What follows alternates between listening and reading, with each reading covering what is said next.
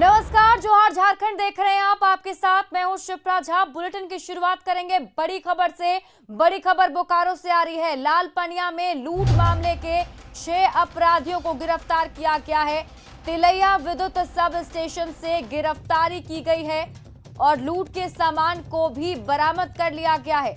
22 सितंबर को कर्मचारियों को बंधक बनाकर लूटपाट की वारदात को अंजाम दिया गया था, जिसमें ये बड़ी कामयाबी पुलिस को मिली है। पुलिस ने लुटेरों को गिरफ्तार कर लिया है।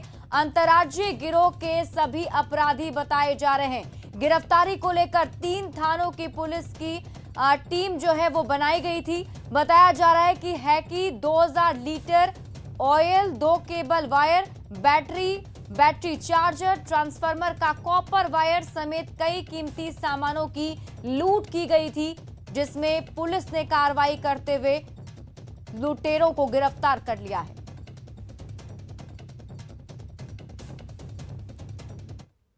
दुमका में एक बार फिर सिस्टम की पोल खुल गई। शिकारीपाड़ा में रास्ता ठीक नहीं होने से एम्बुलेंस ड्राइवर ने गांव में जाने से मना कर दिया।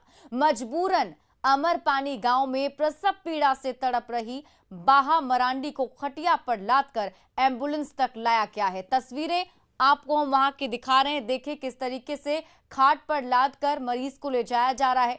बताया जा रहा है कि बाहा मरांडी प्रसव पीड़ा से तड़प रही थी, जिसके बाद परिजनों ने 108 एम्बुलेंस को फोन किया, लेकिन एम्बुलेंस ड्राइवर ने गांव से 2 किलोमीटर दूर ही एम्बुलेंस खड़ी कर दी। ड्राइवर ने कहा कि आगे का रास्ता कीचड़ से भरा है, ऐसे में वो आगे एम्बुलेंस नहीं ले जा सकता। ऐसे में परिजनों ने खटिया पर लादकर बाहा मरांडी को करीब 2 किलोमीटर दूर खड़ी एम्बुलेंस तक लाया, जिसके बाद उसे एम्बुलेंस से अस्पताल पहुंचाया गया।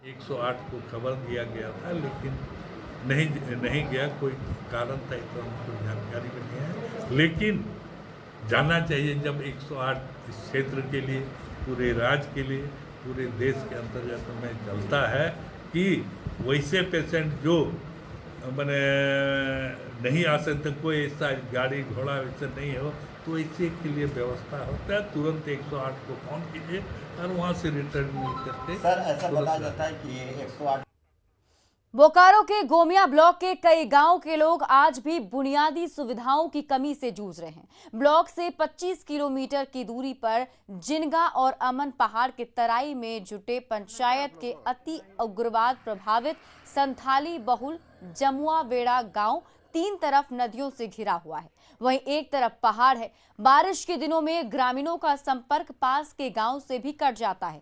नदी पर पुल नहीं होने से बारिश के दिनों में लोग घरों में कैद रहने को विवश हो जाते हैं। ऐसे में लोग नदी पर पुल की मांग कर रहे हैं। चारों तरफ नदी है, कहीं की बारिश से बहुत नदी भर जाता है और उधर भी नदी है। और हर एक वर्ष, हर एक साल इसी तरह जब भी बारिश होता है हम लोग को बाहर नहीं जा पाते हैं। ऐसा समस्या आएगा तो हम लोग कहाँ जाएंगे? इसके लिए हम लोग चाहते हैं इस जगह में पुल का निर्माण हो पाए। 2-3 दिन जो बारिश हुआ था ना, इतना पानी हो गया था। उस समय हम लोग को माने आने जाने के लिए बहुत तकलीफ़ हो रहा था। और माने जो बीमार होता था ना, उसको खटिया में टांग के उसको ले जाने के लिए भी डॉक्टर यहाँ बहुत दिक्कत हो रहा था। मतलब बहुत समस्या हम लोग का है। उधर भी नदी है, इधर भी नदी है, चारों तरफ नदी है और हम लोग बीच में है। तो मौसी भी या गरु डंगर भी चराने के लिए भी बहुत दिक्कत है। पीएम मोदी के खुले में शौच मुक्त भारत के सपने को साकार करने के लिए हर मुमकिन कदम उठाए जा रहे हैं, लेकिन गढ़वा में प्रधान और अधिकारियों की मिलीभगत से योजना भ्रष्टाचार की भेंट चढ़ रही है।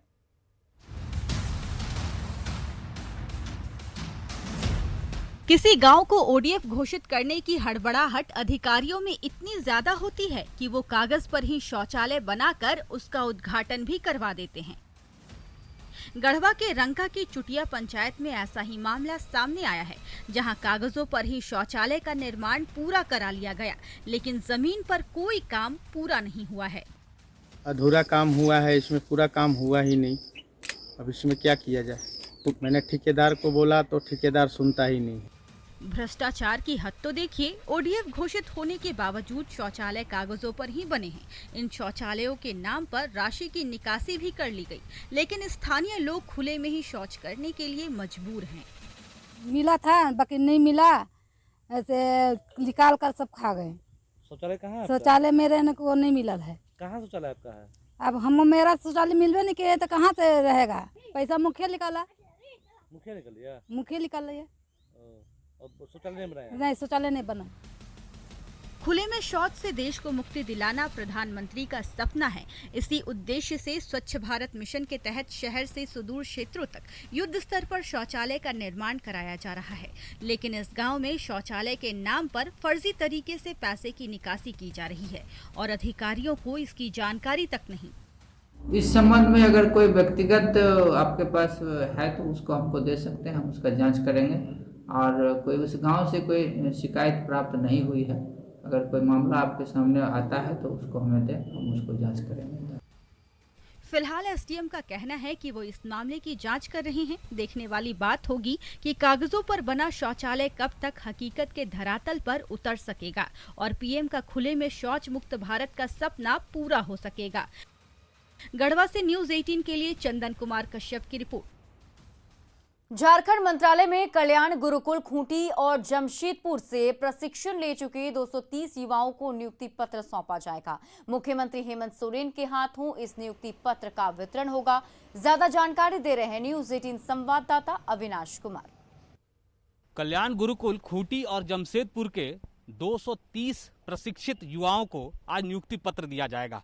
झारखंड मंत्रालय में ये कार्यक्रम आयोजित है और मुख्यमंत्री हेमंत सोरेन के हाथों इन तमाम युवाओं को नियुक्ति पत्र दिया जाएगा। कल्याण गुरुकुल लगातार झारखंड के अंदर वैसे युवा जो बेरोजगार हैं, जिन्हें कौशल विकास के जरिए उनके हाथों तक रोजगार पहुंचाया जा सकता है, लगातार ये प्रयास चल रहे हैं। और इसी क्रम में इस नियुक्ति पत्र को आप समझ सकते हैं कि किस तरह से युवाओं को नियुक्ति पत्र देने की ये तैयारी है। 230 ऐसे युवा हैं झारखंड के अलग अलग क्षेत्र से। ऐसे युवा 3 महीने तक निर्माण क्षेत्र में, इलेक्ट्रीशियन के क्षेत्र में प्रशिक्षण ले चुके हैं और अलग अलग कंपनियों में उनका प्लेसमेंट किया जाएगा और उन्हें भविष्य के रोजगार की तरफ कदम बढ़ाने का मौका मिलेगा। इससे पहले भी कल्याण विभाग के द्वारा इस तरह के नियुक्ति पत्र दिए गए हैं और आज झारखंड मंत्रालय में मुख्यमंत्री हेमंत सोरेन की उपस्थिति में ये नियुक्ति पत्र दिया जाएगा। जो विभागीय मंत्री हैं, चंपई सोरेन हैं, वो भी यहाँ मौजूद रहेंगे। और ये भी देखना होगा कि जो अलग अलग, जो मैं कह रहा हूँ कि सेक्टर जो निजी क्षेत्र हैं, उसमें प्लेसमेंट करने की एक योजना है, नियुक्ति पत्र उन्हें दिया जाएगा। तो वो कौन कौन से ऐसे कंपनियां हैं जहां ऐसे युवाओं को रोजगार मिलेंगी और भविष्य में उनके रोजगार को कैसे और आगे बढ़ाया जा सके, बेहतर निजी कंपनी के क्षेत्र में भी वो कैसे कदम बढ़ा सके, इस ओर सरकार की क्या प्लानिंग है, आने वाले समय में युवाओं को रोजगार देने को लेकर क्या कुछ प्लानिंग है सरकार की, ये आज मुख्यमंत्री इस कार्यक्रम के दौरान स्पष्ट करेंगे। कैमरा पर्सन अमित के साथ अविनाश कुमार, न्यूज़ 18 रांची। झारखंड में मजदूरों के निबंधन के नाम पर बड़ा खेल चल रहा है। श्रम विभाग की ओर से असंगठित मजदूरों के लिए फ्री और संगठित मजदूरों के लिए मात्र 110 रुपए निबंधन शुल्क तय किए गए। लेकिन राज्य में मजदूरों से निबंधन कार्ड बनाने के नाम पर 300 से 1000 रुपए तक वसूले जा रहे हैं। मेहनत मजदूरी कर परिवार चलाने वाले झारखंड के मजदूर लूटे जा रहे हैं। ये लूट मजदूरों के निबंधन कार्ड बनाने के नाम पर चल रहा है। श्रम विभाग द्वारा बहाल एजेंसी निबंधन के नाम पर मजदूरों से वसूली कर रही है। मजदूरों से 300 से 1000 रुपए वसूल किए जा रहे हैं। वो लोग ना 15 दिन कार्ड उठ बना के ला के घर घर पहुंचा देंगे हैं अपना सब कार्ड को। और एक 70 आदमी पीछे लिया कार्ड वार्ड कुछ नहीं दी हम लोग को। बोली कि 15 दिन में आप लोग का सबका यहीं पर आके बटेगा। अभी कितना महीना हो गया? 170 रुपया में कार्ड बनता है, उसमें ये लोग 600 300 जैसा पड़ रहा है, 1000 रुपया भी ले रहा है। मजदूरों का फ्री में निबंधन का प्रावधान है, लेकिन मजदूरों से पैसे वसूले जा रहे हैं। इसके बाद भी ना निबंधन कार्ड दिया गया और न ही राशि वापस की गई। मजदूरों के निबंधन के नाम पर अलग अलग इलाकों में कई एजेंट काम कर रहे हैं, लेकिन सबसे ज्यादा आरोप एच बर्वे नाम की कंपनी पर लग रहे हैं। यहाँ सबसे जो ज़्यादा गोलमाल चल रहा है रजिस्ट्रेशन के नाम पर, वो है झारखंड भवन एवं ऐन सनिर्माण कर्मकार कल्याण बोर्ड के तहत जो मजदूरों का निबंधन किया जाता है, उस निबंधन में मजदूरों से एक मोटी रकम ऐंठी जा रही है। और यह जो खेल जो है यहाँ पे कई तरह की निजी एजेंसियों को दिया गया है। झारखंड में असंगठित मजदूरों की संख्या करीब 1 करोड़ के आसपास है। निबंधन कार्ड होने पर बच्चों की शिक्षा, स्वास्थ्य सुविधा, मौत पर होने पर मुआवजा और बेटी की शादी के लिए सहायता जैसी करीब 21 योजनाओं का लाभ देने का प्रावधान है। पहले मजदूर संगठनों द्वारा सत्यापन के आधार पर निबंधन कार्ड बनाने का नियम था, लेकिन अब विभाग ने एजेंसी बहाल कर मजदूरों से निबंधन के नाम पर लूट का मौका दे दिया है। न्यूज़ 18 के इस खुलासे पर श्रम नियोजन मंत्री ने एजेंसी के खिलाफ जांच कर उसके काम के आवंटन को रद्द करने का आदेश दिया है। और कुछ लोग लेबर कार्ड बनाने के नाम पर फर्जीवाड़ा कर रहे हैं, जो सरकार की बदनामी हो रही है। और जहाँ जहाँ इधर शिकायतें हैं उसको हम जांच करवाएंगे। झारखंड में दिहाड़ी मजदूरों के नाम पर मची ये लूट हैरान करने वाली है, खासकर तब जब राज्य की सरकार मजदूर किसान के हक की बात करती है। अविनाश कुमार, न्यूज़ 18 रांची। गुमला में करप्ट सिस्टम ने ग्रामीण की जान ले ली। घाघरा में घूस देने के बाद भी सरकारी योजना का लाभ नहीं मिला। ऐसे में कर्ज के दबाव में धनेश्वर राम की हार्ट अटैक से मौत हो गई। ईंटें तैयार थी, घर वालों ने पक्की छत का सपना देखा था, कर्ज लेकर बिचौलिए के जरिए घूस भी दिया, लेकिन ना तो प्रधानमंत्री आवास योजना का लाभ मिला और ना ही गाय शेड के लिए राशि मिली। कर्ज लौटाने का दबाव बढ़ा तो हार्ट अटैक आ गया। ये आरोप है घाघरा के टांगर शिकवार गांव के धनेश्वर राम के परिजनों का। हाँ, धान उन बेच के, गाय बकरी उकरी बेच के 5,000 पैसा दे रही ब्लॉक में। फिर ईटा उटा बना ली। हमें पंचायत सेवक बोलक कि जा तो ईटा उटा बनाओ, तो घर आ जाए है तो बनावे बोल के। फिर कर्जा उर्जा लेके सब ईटा उटा बना ली, सीमेंट बनकर बना ली ईटा। फिर ईटा भी गिरा ही, तगादा पूरा करे लागे मन से कर चल तू हार्ट अटैक से मर गया। परिजनों का आरोप है कि पंचायत सेवक और जनसेवक ने प्रधानमंत्री आवास का आश्वासन दिया था, जिसके बाद नया घर बनाने के लिए धनेश्वर राम ने ईंट बालू की व्यवस्था भी कर ली थी, लेकिन फिर लिस्ट में नाम नहीं होने की वजह से उसे आवास योजना का लाभ नहीं मिला। लेकिन धनेश्वर राम ने गांव के एक बिचौलिए के जरिए पंचायत सचिव बिंदेश्वर महतो को 5,000 रुपए दिए। परिजनों का आरोप है कि जिसके बाद पंचायत सेवक ने भरोसा दिया कि गाय शेड के नाम पर योजना की स्वीकृति कर दी जाएगी, जिससे आवास लेने को कहा गया, लेकिन ना तो आवास योजना का लाभ मिला और ना ही गाय शेड की स्वीकृति मिली। इस बात की पुष्टि के लिए हम लोगों के द्वारा अभी जांच कमेटी बनाई गई है डीसी सर के अध्यक्ष के द्वारा, और उसका अनुमंडल पदाधिकारी जो कि मैं स्वयं हूँ, जांच किया जाएगा। अच्छे तरीके से निष्पक्ष जांच होगी और आरोप अगर सही पाए जाएंगे तो निश्चित रूप से उपायुक्त स्तर से संबंधित कर्मी के ऊपर कड़ी से कड़ी कार्रवाई की जाएगी। डीसी ने जांच टीम बनाई, जिसके बाद बीडीओ ने गांव में जाकर मामले की जांच शुरू की, साथ ही परिजनों से पूछताछ की। उन्होंने किसको पैसा दिया था, पंचायत सेवक भी साथ में है, लेकिन पूरा ट्रेस नहीं हो पा रहा है। इसमें कार्रवाई हम लोग करेंगे, पूरा ट्रेस होगा तो। इस तरह का जो बीच में ब्लॉक में बिचौलियागिरी जो हो रहा है, उसको लोग दूर करने का प्रयास करेंगे। धनेश्वर राम के परिजनों का आरोप है कि पहले भी राशन कार्ड के नाम पर 4,000 रुपए घूस लिए गए थे, लेकिन राशन कार्ड भी नहीं बना था। एक बार फिर प्रधानमंत्री आवास के नाम पर धनेश्वर छला गया, यानी करप्ट सिस्टम ने एक ग्रामीण की जान ले ली। रुपेश भगत, न्यूज़ 18 गुमला। धनबाद के पूर्व मेयर चंद्रशेखर अग्रवाल को एसीबी ने पूछताछ के लिए नोटिस जारी किया है। एसीबी ने नगर निगम में 200 करोड़ के इंटीग्रेटेड सड़क एस्टीमेट घोटाला मामले में पूछताछ को लेकर नोटिस जारी किया गया है, जिसमें 7 दिनों के भीतर एसीबी थाना में अपना पक्ष रखने के निर्देश दिए गए हैं। पूर्व मेयर पर आय से अधिक संपत्ति अर्जित करने और प्राक्कलन घोटाले में शामिल होने का आरोप है। कोल इंडिया के करीब 2.5 लाख कर्मचारियों को 72,500 रुपए बोनस मिलेगा। 11 अक्टूबर तक बोनस का भुगतान हो जाएगा। बोनस मद में करीब 1900 करोड़ खर्च किए जाएंगे। बीते साल 68,500 रुपए का बोनस मिला था। झारखंड में भी विभिन्न कंपनियों में करीब 80,000 कर्मचारी हैं। झारखंड में CCL, BCCL, ECL और CPMDI काम कर रही है। बोनस के ऐलान से त्योहारों में कोल इंडिया के कर्मचारियों की खुशी दोगुनी हो गई। 1 अप्रैल 2021 के बाद रिटायर होने वाले कर्मियों को भी बोनस की राशि मिलेगी।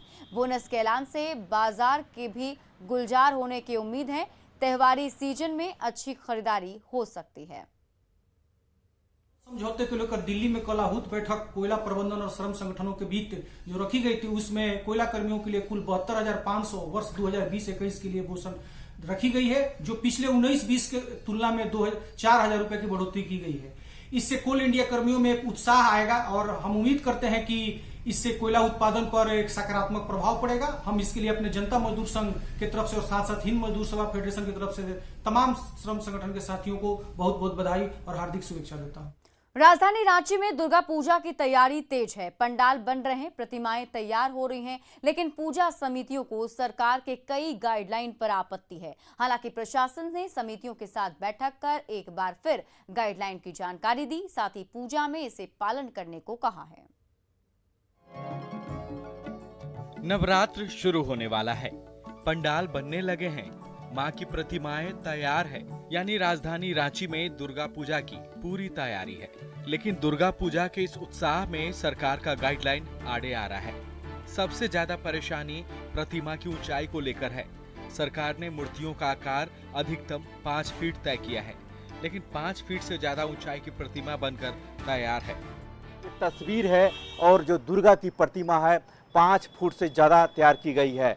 मूर्तिकार का साफ तौर पर यह कहना है कि मुझे 1 साल पहले इसकी सूचना दी जाती तो मैं इतनी बड़ी प्रतिमा नहीं बनाता, लेकिन सरकार की अधिसूचना जारी होने से 1 महीना पहले ही हम लोग बनाना शुरू किए हैं। सरकार के गाइडलाइन पर पूजा समितियों ने भी सवाल उठाए हैं। साथ ही बच्चों के पंडाल में प्रवेश की मनाही पर भी आपत्ति जताई है। प्रतिमा जो भी बन गई है, चाहे 8 फीट हो, 9 फीट हो, 7 फीट हो, उसी का निर्माण वही पंडालों में लगेगा। इसमें कोई किंतु परंतु नहीं है, सब पूजा पंडालों ने ले चुके हैं। इसमें हम कोई कंप्रोमाइज नहीं करने जा रहे। दरअसल दुर्गा पूजा को लेकर गाइडलाइन क्या है, अब ये भी जान लीजिए। प्रतिमा की ऊंचाई ज्यादा से ज्यादा 5 फीट होनी चाहिए। भोग और प्रसाद के वितरण की इजाजत नहीं है। पंडाल में एक बार में सिर्फ 25 लोग ही मौजूद रह सकते हैं। 18 साल से कम उम्र के बच्चों का प्रवेश पंडाल में वर्जित है। पंडाल के आसपास खाने पीने का ठेला नहीं लगाया जाएगा। सोशल डिस्टेंसिंग का पालन करना अनिवार्य है। थीम आधारित दुर्गा पूजा पंडाल नहीं बनेंगे। विसर्जन के दौरान नहीं निकाले जाएंगे जुलूस। स्पेसिफिक गाइडलाइंस हैं, उनके बारे में सभी लोगों को अवगत कराया है। जैसे कि 5 फीट की मूर्ति होनी चाहिए, 3 साइड से कवर्ड होना चाहिए, कोई लाइटिंग नहीं होनी चाहिए, मेला प्रदर्शनी नहीं लगना चाहिए। दुर्गा पूजा को लेकर प्रशासन ने पूजा समितियों के साथ बैठक की, जिसमें न सिर्फ गाइडलाइन की जानकारी दी गई, बल्कि पूजा समितियों को हर हाल में गाइडलाइन का पालन करने को कहा गया है। वहीं सिटी एसपी ने कहा है कि पंडालों के साथ साथ पूरे शहर में सुरक्षा के पुख्ता इंतजाम रहेंगे। पंडाल को लेकर के डिप्लॉयमेंट करेंगे और इसके अलावा चूंकि जब भी ये त्यौहार होता है तो लोगों का घूमना और निकलना लगातार बदस्तूर जारी रहता है। इसको लेकर के हमारी पेट्रोलिंग पार्टी और हमारी जो अलग से QRT भी रहेगी, जो कि रेगुलर ऐसे क्षेत्रों में भ्रमणशील रहेगी, ताकि किसी भी अपराध की घटना को कोई भी अंजाम न दे सके।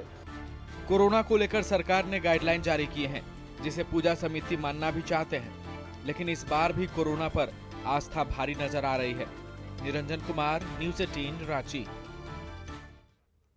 और आइए अब देखते हैं झारखंड 2020।